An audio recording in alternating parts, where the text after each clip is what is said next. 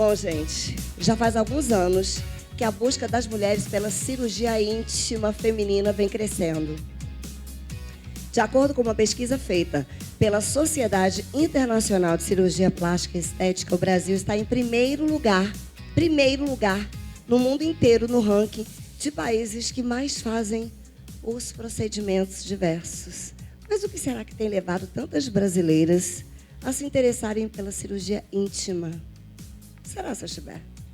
Quem vai explicar para a gente é o nosso querido Dr. Alan Bernac. Seja bem-vindo ao programa Algo Mais. Tudo bem, doutor? Prazer receber você aqui. Vamos sentar aqui. Doutor Alan, eu fiquei impressionado. Quer dizer que o nosso país é o primeiro lugar no ranking de cirurgias íntimas. Por que você acha, doutor, que isso tem acontecido com o nosso país? O que leva as mulheres brasileiras a procurarem a cirurgia? Boa tarde, Paulinha. Bem-vindo. Obrigado pelo convite novamente. Nós somos os campeões mundiais de cirurgia plástica íntima. E eu acho que isso vem muito também da mulher querer estar sempre nova. Eu acho autoconfiante que também, não é? Uma questão de autoconfiança. Tirar a roupa, né? Que tá com tudo em cima. E de se sentir bem também, né? Porque às vezes quer ir lá namorar e não tá da forma que ela gostaria, e aí existem esses recursos da cirurgia plástica, alguns de estética também, que podem ser utilizados para esse fim. Então, porque muita gente fala assim, né, gente? Que às vezes as redes sociais, por exemplo, as redes sociais, ninguém anda expondo a sua intimidade. Porém, as pessoas se expõem muito, não é? Aí nas redes sociais, as pessoas falam muito. Então, os encontros acontecem e essa autoconfiança feminina, não é? Vem dessa busca também, dessa perfeição, não é? Que não existe, desse rejuvenescimento. Então, tem dois lados disso que são importantes a gente tratar. Mas o que é interessante é que a cirurgia existe, que a cirurgia é segura e que você pode fazer essa escolha se isso é algo importante para você. Porque, no fundo, né, doutor, é a pessoa da intimidade dela, né? Isso é muito particular, né? E para cada unidade anatômica da vagina ou vulva, né, você pode ter alguma condição na qual você não pode estar satisfeito.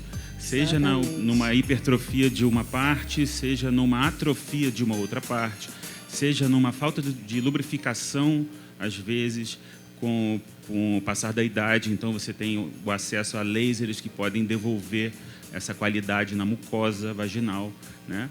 E a parte de cirurgia plástica mesmo, né, que a gente acaba esteticamente tentando recompor uma ideia da paciente de como ela gostaria de estar a partir daquele momento. Gostaria de ser, não é? A cirurgia plástica tem isso, essa facilidade. É uma cirurgia, como eu falei, segura. Quanto tempo demora, doutor, em médio? Uma cirurgia plástica de pequenos lábios, que a gente chama de ninfoplastia ou labioplastia, ela dura cerca de 20 minutos. 20? 20 minutos. Com anestesia, que pode ser uma anestesia local, mas é sempre bom fazer um bloqueio, né, que a gente deixa o paciente mais confortável, né? E uma sedaçãozinha para o paciente também não ficar lembrando daquele momento que pode não ser tão confortável para ele, né, para ela. É uma cirurgia que você pode, por exemplo, compor com outras cirurgias? Pode. Porque é muito rápida, né? 20 Isso, minutos. a gente faz uma lipoaspiração e aí faz um pequeno reparo, digamos assim, ali na região íntima. Podemos também associar uma lipoaspiração, no qual a gente tira a gordura. E para grandes lábios, principalmente, que já estão um pouco mais atrofiados, a gente pode colocar enxerto de gordura nessa região, enxerto de gordura no pubis. Mas aquela pele é muito fininha, não tem perigo de ficar aquela coisa assim endurecida? Não, essa gordura, primeiro que ela tem que ser trabalhada. Tá? Tecnicamente, a gente tem que filtrar essa gordura, colocar, diminuir ela, né? Várias partezinhas, para a gente poder ter segurança de colocar ali. E nem toda a gordura que a gente coloca, ela fica. Uma parte a gente perde. Então, acredito que cerca de 30% da gordura que a gente coloca no enxerto de gordura, geralmente naquela região, a gente acaba perdendo. Com certeza, gente, é uma cirurgia que eu acho que é libertadora para muitas mulheres que não se sentem à vontade com o seu corpo. Porque o momento da gente tirar a roupa, da gente se olhar no espelho, ninguém é perfeito. Porém, eu acho que essa autoconfiança da mulher, de se olhar, se perceber bem, se perceber bonita, gostar de si, olhar para si, perceber algo que ela diz, poxa vida, esse é o corpo que eu quero ter. Não que a gente esteja aqui fazendo, tem que ter perfeição, não existe perfeição, mas algo que você seja feliz com você mesma, especialmente naquele momento de intimidade, ou na hora de colocar um biquíni, não é, doutor? Porque tem muitas mulheres que se incomodam bastante com isso. Você tem ainda um crescimento do número de casos de hipertrofia de clitóris secundário ao uso de hormônio, por exemplo. Ainda tem isso, sim. Algumas meninas que não colocam biquíni porque têm os pequenos lábios muito grandes e isso no biquíni marca de uma forma como se fosse um homem vestido de órgão menina. Masculino. Ou então um órgão masculino. Então, hoje em dia, ela quer estar feliz. Imagina, se sente né? totalmente desconfortável, não é, Tem gente? vezes, Paulinha, que a paciente reclama de não conseguir andar de bicicleta. Tamanho é a quantidade que está ali de pele extra que a gente pode remover cirurgicamente, ela pode resolver esse problema Rapidamente. Agora, doutor, a gente está falando da cirurgia íntima, porém eu vou entrar agora em outra pergunta. Qual é a cirurgia que mais procura no seu consultório? Não só no meu, como também na maioria dos cirurgiões plásticos, é mamoplastia e lipoaspiração. Isso é uma constante, já são muitos anos que são assim. Né? E com o passar do tempo, a gente vai adquirindo cabelo branco ou experiência e a gente começa a ter mais volume de outras cirurgias que são mais nobres, como um facelift ou uma blefaroplastia. Né? Agora, a lipo, ela evoluiu bastante, doutor? Evoluiu muito. O que, por exemplo, mudou? Evoluiu muito. Hoje nós temos aparelhos que fazem, quer dizer, que na mão do cirurgião eles fazem a lipoaspiração ser mais rápida, tá?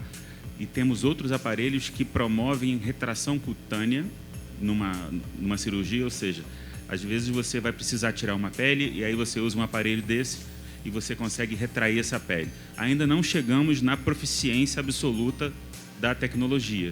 Eu acho que a gente ainda vai melhorar, mas esses aparelhos já existem e são grandes estimuladores de colágeno, que é o que sustenta a nossa pele. Sim, importantíssimo. E também, né, o facelift é também algo que muda muito, né, a vida da mulher.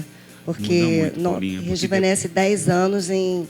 E o mais impressionante é que... Em dias. As mulheres têm uma queda na menopausa. E isso é muito importante, porque cai muito hormônio e dá uma desarrumada. Foi importante você falar isso, doutor, porque, semana que vem eu vou estar conversando aqui com uma mulher que ela vai estar tratando desse assunto de menopausa, tá? Porque as pessoas têm uma certa discriminação de falar da menopausa, da andropausa também, porque são aqueles momentos da vida de qualquer ser humano vivo, tá? Quando tem a queda de hormônio. Isso começa, passou dos 30 anos, já começa a cair. E a gente buscar, não é, conversar, trazer esse assunto à luz, para que as pessoas tenham qualidade de vida em qualquer fase, tá?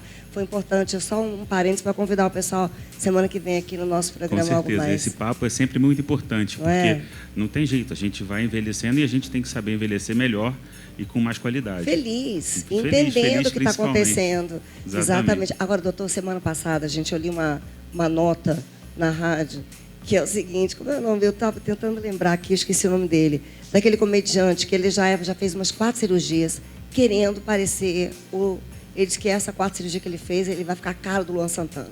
Ele agora é o Luan Santana escrito. Como é o nome dele, DJ? Pesquisa aí para mim.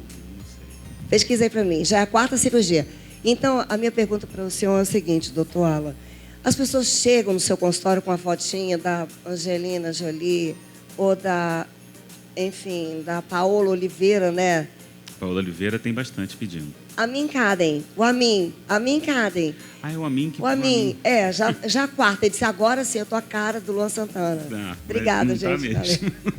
Diz que já é a 4ª. Então, chega lá agora com a Paola Oliveira, belíssima, né, gente, na avenida, e chega lá no seu consultório, doutor, eu quero ser essa mulher. Isso acontece muito? Acontece, mas a gente tem que, primeiro, entender se aquilo ali é uma parte de uma dismorfofobia mesmo, ou seja, uma doença. E a gente talvez tenha que encarar como o que ela acha bonito, né? e a partir do que ela acha bonito, olhar o caso dela e dizer para ela se a gente vai conseguir chegar próximo do que ela pensa. Igual, nunca. Nós não somos nem metade igual um lado do outro. Sim, imagina, né? Qual foi a cirurgia mais, assim, diferente que alguém já quis fazer no seu consultório, doutor? Olha, teve um caso que a pessoa queria... Eu não faço esse tipo de cirurgia ortopédica, mas a cirurgia plástica ela é linkada um pouquinho com cirurgia ortopédica. E ele tinha algum problema, realmente, essa pessoa. Ela queria unir os 2 dedos do pé. Ela queria unir o mindinho do pé com o segundo do pé. Mas colar? Cirurgicamente. Fazer uma coisa assim. Mas por quê? Ela explicou? Não, ela explicou que teria que ser mais ou menos daquela forma. Eu falei que isso é uma coisa que eu não fazia e eu acredito que ninguém tenha feito. Graças a Deus, nunca voltou para pedir de novo. É realmente, né, a gente existe tudo, não é? Na verdade, o ser humano, a vastidão de um ser humano é algo assim. Às vezes a pessoa olha e diz assim, eu não suporto isso em mim. A gente olha e acha tão bonito. Gente, mas você é tão bonita. Não suporto isso em mim. Eu quero mudar isso. E não adianta você falar, né, doutor? E às vezes só te incomoda. Não incomoda a ninguém ao seu redor. Às vezes pode ser até uma qualidade que alguém te admira. Exatamente. Dessa forma, ou no caso, uma característica física, né? E você não se dá valor. E o que é muito importante, até como é o nome do... Fernando Becker, do PNL. Becker estava falando que se valorizar é importante. Postura, estou aqui lembrando, para ficar postura ótimo, direitinho. Olha aí, Fernando. Maravilhoso. Agora, a última pergunta para o doutor Alan. Doutor Alan, é claro que a gente sabe que hoje em dia as redes sociais trazem cada vez mais cedo até crianças, né, buscando essa beleza perfeita. E cada vez mais cedo as meninas procuram fazer, por exemplo, cirurgia de mama. E isso está banalizado, não é? Às vezes aquele corpo que sequer ainda está formado busca uma cirurgia plástica. Essa questão desse critério. Olha, Paulinha, esse é um assunto muito importante, porque a gente também é um pouco responsável pelas nossas crianças, né? Então, o fato de, naquele momento, você tirar o telefone do seu filho, do seu neto, de colocar ele para fazer atividades lúdicas, tirar um pouquinho desse mundo digital dele, é muito importante. Eu estava até discutindo isso na escola da minha filha, porque para ela, assim, para ter pelo menos a maioria dos dias sem o telefone na mão. O que tem realmente é que você ir num cirurgião plástico habilitado, né? E lá nós temos algumas questões. Por exemplo, eu particularmente não opero menor de idade para uma cirurgia de prótese de mama, que é o aumento da mama, que eu acho que isso sexualiza demais a menina e ela não é maior de idade. Então é coisa minha isso. Tem gente que faz. Aplauso, gente. Isso é um médico que tem uma ética. Eu não estou falando mal de ninguém, mas eu acho que é importante isso. Esse corpo sequer está formado ainda, que a gente sabe que é mulher, não é? Exatamente. Essa questão hormonal, né, doutor? Parabéns por isso, Obrigado. Esse critério. Já no quesito de mamoplastia redutora, às vezes uma mama cresce tanto naquela menina que tem 15 anos de idade, Sim. mas que, por exemplo, já está com o seu ciclo menstrual formado, ou seja, já tem períodos regulares de ciclo menstrual, a gente já pode operar essa menina e diminuir, mesmo ela com 15 anos de idade, reduzir essa mama e deixar uma mama mais acertada para o corpo dela, por exemplo. Né? Assim como também, só para dar mais um exemplo, a cirurgia de orelha para crianças. Né? Geralmente é quando começam a colocar apelido na escola, que aí ele começa a se doer. Orelhinha de abano, né? Que aí geralmente é com 9, 10 anos. Sim. Olha, gente, estou conversando com o Dr. Alan Bernac, que é carioca e opera aqui em São Luís, uma pessoa membro, né, da Sociedade Brasileira de Cirurgia Plástica. Esse é outro assunto importante, que apesar da gente querer, as pessoas querem ter acesso, a gente sabe que cirurgia plástica hoje em dia é acessível, mais acessível, facilitam, mas é importante você buscar um profissional de confiança para você não sofrer o que a gente vê, várias fotos, vários verdadeiros crimes contra a pessoa que carrega para o resto da vida aquele peso de uma cirurgia mal feita, porque foi feita por um mau médico.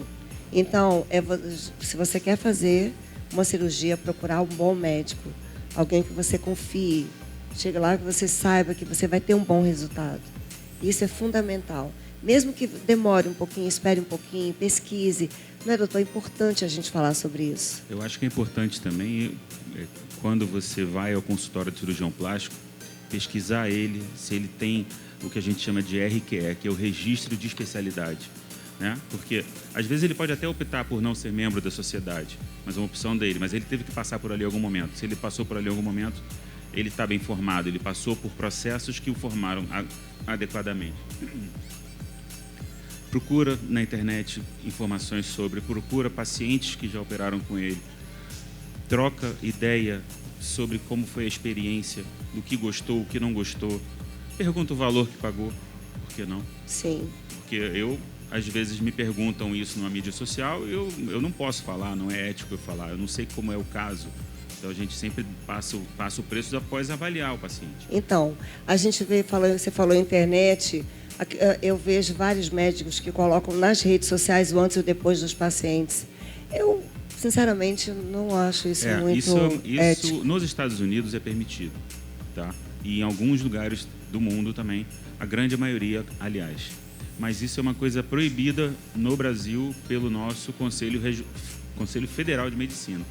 Então, se eu incorro nesse erro ético, sim, vai saber se eu também não sou tão legal, né? Sim, então doutor, é uma questão assim, né? A gente tem que...